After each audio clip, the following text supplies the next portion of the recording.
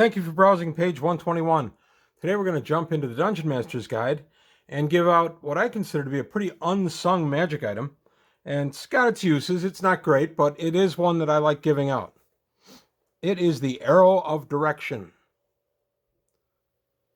Arrow of Direction. I've given out a number of these over the years. Don't see a ton of use beyond low-level play, but I still think it's a good magic item, and I've got a few variants that I did over the years.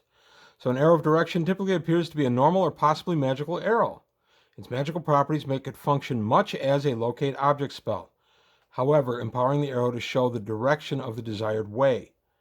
Once per day, the device can be tossed into the air. It will fall and point towards the desired way, and this process can be repeated 7 times during the next 7 turns. Note, the arrow will point only towards requested way location. The request can only be for one of the following: stairway up or down, sloping passage up or down, dungeon exit or entrance, cave, cavern. Request must be phrased by distance. Nearest, farthest, highest, lowest, or by direction, north, south, east, west, etc. So basically, this item goes back to D&D's deep roots as being dungeon crawl, especially when the Dungeon Master's Guide was written. It was about dungeon crawling. There wasn't a ton of outdoor stuff done. I think Village of Hamlet was one of the few, and some of the outside sequences in Tomb of Horrors. But other than that, there wasn't a ton of outdoor stuff by this point. So a lot of the magic items in Dungeon Master's Guide will reflect that they were designed for use in dungeons. But the Arrow of Direction is one of those innocuous little magic items you can give out fairly low, and because you toss it in the air, it lands and then points the direction that you've requested, and then does so for the next 7 times within the next 7 turns. It doesn't have to be once a turn. It has to be 7 times within the next 7 turns. This can be really useful. One of the big tricks that I still use in D&D is the players get in the dungeon and they fall down a slide, or there's a cave and cuts them off from the exit, and now how the heck do we get out? Well, that's when everybody wishes they had a darned Arrow of Direction. I think this is a good magic item for a lower to medium level power group, and I just think it can be a lot of fun. I've done a few variants of the arrow myself. One was for outdoor use, where you could throw it in the air and say, point the way to the next village. And you could do that for the next 7 turns. I think I actually expanded that one because the outside travel taking so much longer. I think I made it the next 7 hours. But it would, like the arrow itself, you could only request one thing. So if the player would say, show me the direction to the nearest village, toss it in the air, it'll land pointing toward the nearest village. You follow it, and then you can course correct for up to 7 hours and then get to the village. Show me to the dungeon entrance, show me to even the orc lair. I allowed that one time. Anything like that can be kind of codified, something that you would look for, I have allowed the outside arrow of direction to do. And I have done a version where it could be used inside or outside. If it was inside, it would function as written here. If it was outside, it would be my arrow of outside direction. I just call both arrows of direction. I just added some powers to make the item a little more useful. The other thing I had a player ask me while we were playing one time, they were only about 3rd or 4th level.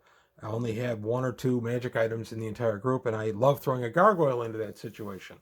And this player did not have a magic bow, did not have magic arrows, wanted to join the fight. He did have an arrow of direction. And he said, wait a minute, it says here it's a magical arrow. Can I shoot the gargoyle with it? And I thought for a moment, and I thought right away, well, it says gargoyles are only hurt by +1 or better. This particular arrow does not have any pluses. So I said, you know what? Okay, I'll allow it, but it has a 50-50 chance of breaking, just like any arrow that's fired. And we'll roll it. Even if you hit or miss, it's still a 50-50. And the player knew he was risking a magic item, and it was one that he'd used a fair amount of times. And he said, sure, because he wanted to help the party. So he put the arrow to his bow, fired it, and I let it. He did hit. He rolled, I think, a 17, and it did hit the gargoyle. And I let it do damage, but I didn't give any bonuses or anything. And I rolled 54, I think it was, so it just survived having broken. To break was between 1 and 50, and it didn't break. So he got to pull it out of the gargoyle, and it kept arrow of direction. I made it clear to him that that was kind of a one-off. If he ever found himself in a similar situation, we would talk about whether I would allow it or not, so don't just assume it would be automatic. And always the 50-50 chance to break would follow.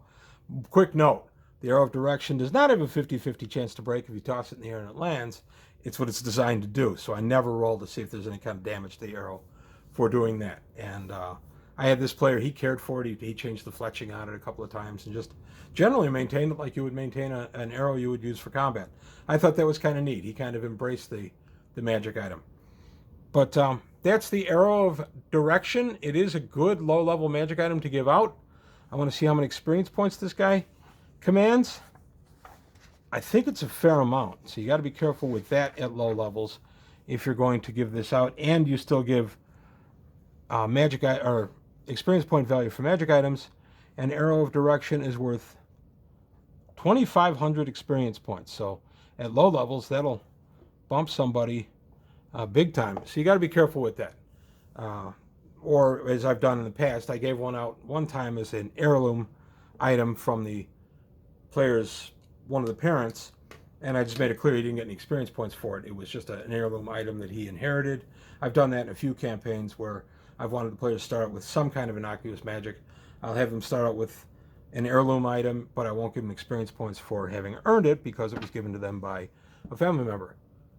But there you have it. That's just a quick look at an innocuous little unsung magic item, at least at my table, the Arrow of Direction. Let me know what you think. If you've used this magic item, would you allow it to damage a gargoyle? And if you allowed to damage a gargoyle, well, by extrapolation, would you allow it to damage something else that's hit by even greater pluses? So if you need a +3 to hit an iron golem, for instance, would an Arrow of Direction allow you to damage that?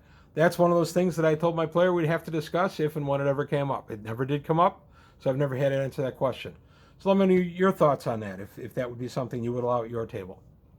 But in the meantime, that's all I've got for today on page 121. I want to thank you for your time. Thanks for watching. Please leave comments, like, and subscribe. Take a look at the Patreon. Help me out there. And that's all I've got. Thanks for watching, and I'll see you next time.